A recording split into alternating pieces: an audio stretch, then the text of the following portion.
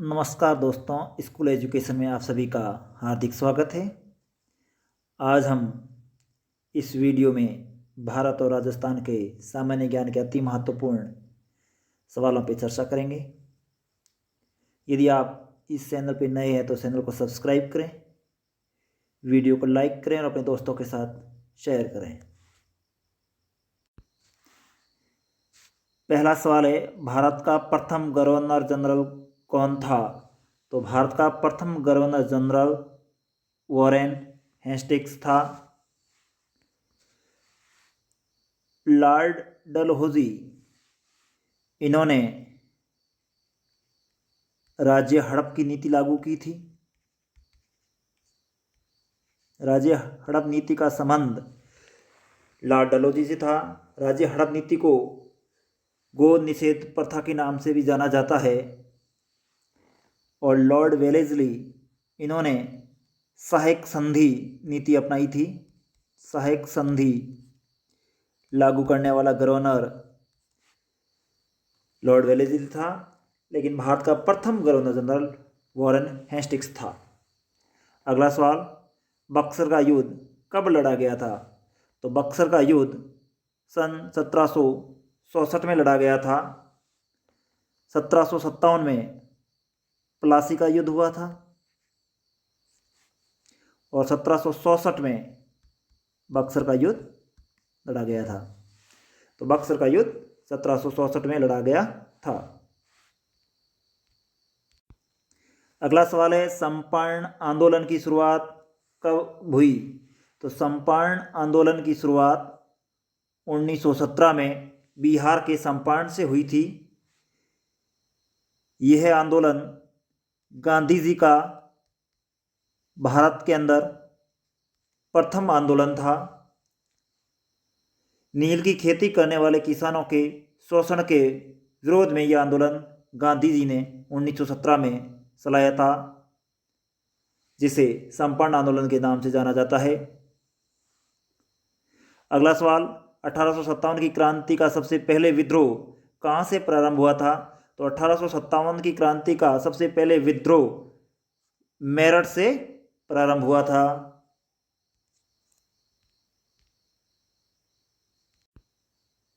अगला सवाल, भारत में पहली सूती कपड़ा मिल कब स्थापित हुई थी?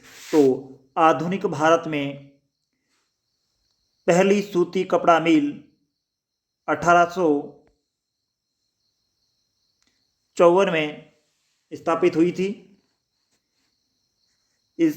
इसकी स्थापना बॉम्बे स्पिनिंग एंड वीविंग द्वारा की हुई थी। अगला सवाल, शांति निकेतन के संस्थापक थे? तो शांति निकेतन के संस्थापक रविंद्रनाथ टैगोर थे। इन्हें 1913 में नोबेल पुरस्कार मिला था। नोबेल पुरस्कार प्राप्त करने वाले ये पहले भारतीय थे। पहले भारतीय नहीं, प्रथम एशियाई व्यक्ति भी जिन्हें नोबेल पुरस्कार मिला वो रविंद्रनाथ टैगोर थे।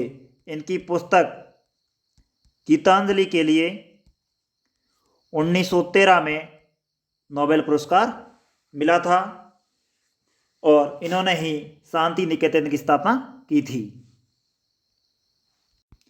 अगला सवाल, सती प्रथा पर पाबंदी लगाई गई थी, यानी सती प्रथा पर कब पाबंदी लगाई गई थी? तो सती प्रथा पर 1829 में विलियम बेंटिंक द्वारा सती प्रथा को अवैध घोषित कर दिया गया। इस पर पाबंदी लगा दी गई 1829 में विलियम बेंटिंक द्वारा सती प्रथा पर पाबंदी लगाई गई थी। अगला सवाल, स्वतंत्रता मेरा जन्मसिद्ध अधिकार है, इसे मैं लेकर रहूंगा नारा किसने दिया था? तो ये नारा बाल गंगाधर तिलक ने दिया था। नेहरू ने आराम हराम है का नारा दिया।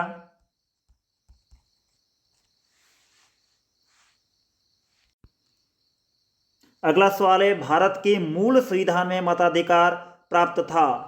सवाल को ध्यान से देखिएगा। सवाल में पूछा है भारत के मूल संविधान में मताधिकार प्राप्त था।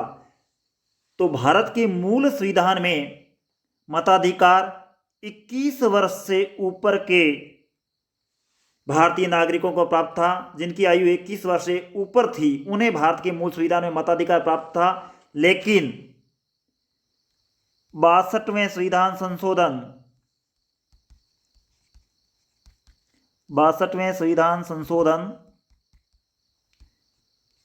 1989 के द्वारा मताधिकार की आयु 21 वर्ष से घटाकर 18 वर्ष कर दी गई। बेहद महत्वपूर्ण सवाल है कि भारत के मूल संविधान में तो मताधिकार 21 वर्ष से ऊपर के व्यक्तियों को प्राप्त था, भारतीय नागरिकों को, लेकिन 62वें संविधान संशोधन 1989 के द्वारा 21 वर्ष से आयु घटाकर मताधिकार की 18 वर्ष कर दी गई। अब भारत के नागरिक जिसकी आयु 18 वर्ष या उससे अधिक है उन्हें मताधिकार का प्रयोग करने का अधिकार है। अगला सवाल, भारतीय संविधान के जनक किसे कहा जाता है? तो भारतीय संविधान का जनक भीमराव अंबेडकर को कहा जाता है। अगला सवाल, राजस्थान सेवा संघ के संस्थापक कौन थे? तो राजस्थान सेवा संघ के संस्थापक विजय सिंह पथिक थे। 1919 वर्धा में इन्होंने राजस्थान सेवा संघ की स्थापना की थी। अर्जुनलाल सेठी और केसर सिंह बारठ भी इनके सहयोगी थे इस संघ की स्थापना में, लेकिन संस्थापक विजय सिंह पथिक को माना जाता है जिन्होंने 1919 वर्धा में इसकी स्थापना की थी। अगला सवाल है, बिजोलिया किसान आंदोलन कब हुआ था? तो बिजोलिया किसान आंदोलन 1897 में हुआ था। ये राजस्थान का पहला संगठित किसान आंदोलन था जो 1897 में शुरू हुआ था। अगला सवाल है, भगत पंथ के प्रतिपादक कौन थे? तो भगत पंथ के प्रतिपादक गोविंद गिरी थे। गोविंद गिरी ने भगत पंथ की स्थापना की थी। मोतीलाल तेजावत ने एक ही आंदोलन शुरू किया था। अगला सवाल, भारतीय राष्ट्रीय कांग्रेस की स्थापना कब हुई? तो भारतीय राष्ट्रीय कांग्रेस स्थापना 28 दिसंबर 1885 को हुई थी। 28 दिसंबर 1885 को हुई थी। भारतीय राष्ट्रीय कांग्रेस की स्थापना A.O. ह्यूम ने की थी। इसके प्रथम अध्यक्ष W.C. बनर्जी थे जिन्हें व्योमेश चंद्र बनर्जी भी कहा जाता है। कंफ्यूज मत होना, W.C. बनर्जी और व्योमेश चंद्र बनर्जी एक ही है, नाम है। अगला सवाल है, राजस्थान का एकीकरण कब पूर्ण हुआ? तो राजस्थान का एकीकरण 1 नवंबर 1956 को पूर्ण हुआ।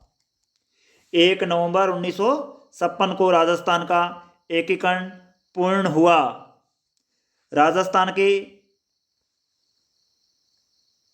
एकीकरण में कुल 8 वर्ष 7 माह 14 दिन का समय लगा। याद रखना, राजस्थान का एकीकरण 1 नवंबर 1956 को पूर्ण हुआ था। इसके पूर्ण होने में 8 वर्ष 7 माह 14 दिन का समय लगा था। अगला सवाल, राष्ट्रीय वन नीति 1952 के अनुसार कितने प्रतिशत भाग पर वन होने चाहिए? तो राष्ट्रीय वन नीति 1952 के अनुसार कुल भूमि का 33% भाग पर वन होने चाहिए। अगला सवाल, भारतीय वन्य जीवन अधिनियम कब बना? तो भारतीय वन्य जीवन अधिनियम 1972 में बना। 1972 में भारतीय वन्य जीवन अधिनियम बना।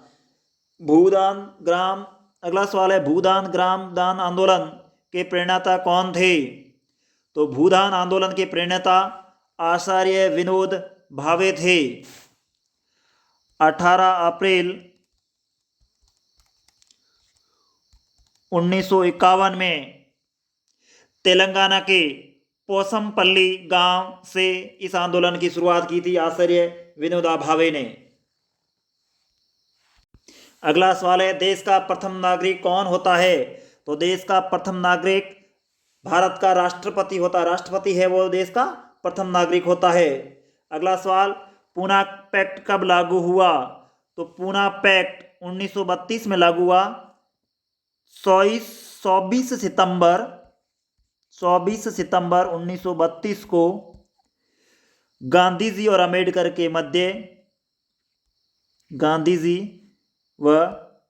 के मध्य पूना पैक्ट समझौता हुआ था 24 सितंबर 1932 को। अगला सवाल है, जलियांवाला बाग हत्याकांड कब घटित हुआ? तो जलियांवाला बाग हत्याकांड अप्रैल 1919 में हुआ था। रॉलेट एक्ट के विरोध में ये आंदोलन, ये हत्याकांड, रॉलेट एक्ट के विरोध में जलियांवाला बाग में एक सभा हो रही थी, जिस पर जनरल डायर के आदेश पर अंधाधुंध गोलियां बरसाई गई थी और जलियांवाला बाग में ये कांड हुआ था 13 अप्रैल 1919 को। संविधान में अगला सवाल है, संविधान में कितनी भाषाओं को अनुसूचित भाषा का दर्जा प्राप्त है? तो भारतीय संविधान में 22 भाषाओं को अनुसूचित भाषा का दर्जा प्राप्त है। या आपको याद रखना है कि 8वीं अनुसूची में, भारतीय संविधान की 8वीं अनुसूची में भाषाओं का उल्लेख है, या यूं कहें कि भारतीय संविधान की 8वीं अनुसूची है वो भारत की भाषाओं से संबंधित है।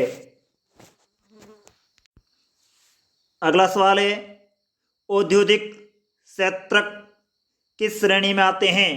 तो औद्योगिक क्षेत्रक है वो द्वितीयक क्षेत्रक में आते हैं।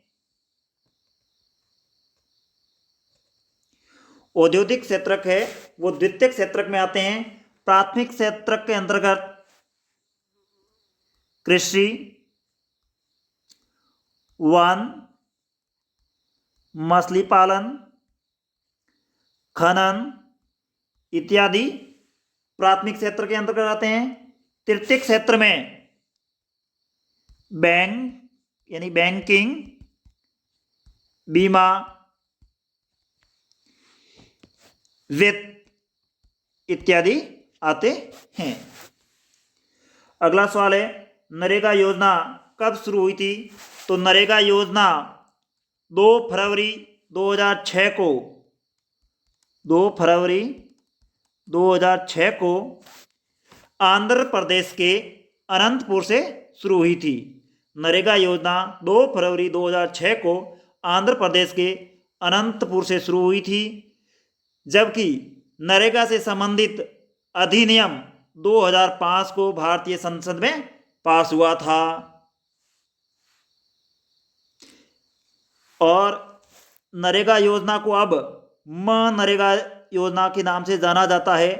कई बार ये सवाल पूछा जाता है कि नरेगा योजना का नाम मनरेगा कब किया गया? तो नरेगा योजना का नाम मनरेगा 2 अक्टूबर 2009 को किया गया। इस योजना की शुरुआत तो 2 फरवरी 2006 को हुई थी आंध्र प्रदेश के अनंतपुर जिले से, जबकि इसका योजना का विधेयक 2005 में भारतीय संसद में पारित हुआ था। नरेगा योजना को 2 अक्टूबर 2009 के बाद मनरेगा नाम से जाना जाता है। अगला सवाल है, हड़प्पा सभ्यता का प्रथम खोजा गया स्थल कौन सा था? तो हड़प्पा सभ्यता का प्रथम खोजा गया स्थल हड़प्पा ही था, तभी इस सभ्यता को हड़प्पा सभ्यता के नाम से भी जाना जाता है। अगला सवाल है, राजस्थान में शरद ऋतु में होने वाली वर्षा को क्या कहलाती है? तो राजस्थान में शरद ऋतु में होने वाली वर्षा मावट कहलाती है। यह वर्षा भूमध्य सागरीय विक्षोभ के कारण होती है। भूमध्य सागरीय विक्षोभ के कारण राजस्थान में मावट होती है। अगला सवाल है, राजस्थान के कौन कौन से जिले पाकिस्तान के साथ सीमा नहीं बनाते हैं? यानी जो अब 4 ऑप्शन दिए गए इनमें से कौन सा जिला है जो पाकिस्तान के साथ सीमा नहीं बनाता है? तो इसके अंतर्गत बाड़मेर है वो पाकिस्तान के साथ सीमा बनाता है, जैसलमेर भी बनाता है, बीकानेर भी बनाता है। जालोर जिला है वो पाकिस्तान के साथ सीमा नहीं बनाता है। राजस्थान के 4 जिले पाकिस्तान के साथ सीमा बनाते हैं। 1 है बाड़मेर, 2 जैसलमेर, 3 बीकानेर, 4 गंगानगर। सबसे ज़्यादा सीमा पाकिस्तान से जैसलमेर जिले की लगती है। तो ये जो ऑप्शन दिए गए हैं इनमें से कौन सा जिला सीमा नहीं बनाता है, तो जालोर जिला है वो सीमा नहीं बनाता है। अगला सवाल है, राजस्थान के अर्धचंद्राकार टीले क्या कहलाते हैं? तो राजस्थान के अर्धचंद्राकार टीले बरखान कहलाते हैं। अगला सवाल है, राजस्थान में अशोक के शिलालेख कहाँ पाए गए? तो राजस्थान में अशोक के शिलालेख बैराठ में पाए गए। बैराठ जयपुर में राजस्थान में अशोक के शिलालेख पाए गए हैं। तो राजस्थान में अशोक के शिलालेख बैराठ में पाए गए हैं। अगला सवाल है, भक्त शिरोमणि मीरा का ससुराल पक्ष किस साम्राज्य से संबंधित है, किस वंश से संबंधित है? तो भक्त शिरोमणि मीरा का ससुराल पक्ष गुहिल या सिसोदिया वंश से संबंधित है। मीरा का विवाह सांगा के पुत्र भोजराज से हुआ था। सांगा के पुत्र भोजराज से हुआ था मीरा का विवाह। तो मीरा के पति का नाम भोजराज था और मीरा के ससुर का नाम राणा संग्राम सिंह, जिसे राणा सांगा के नाम से भी जाना जाता है, था। इस प्रकार आज का ये राजस्थान भारत से सामान्य ज्ञान से संबंधित वीडियो यहीं समाप्त होता है। यदि आपको ये वीडियो पसंद आया तो अपने दोस्तों के साथ शेयर करें, वीडियो को लाइक करें और चैनल को सब्सक्राइब ज़रूर करें और चैनल का घंटा बटन दबाएं जिससे आने वाले वीडियो की नोटिफिकेशन आपको मिलती रहे। धन्यवाद।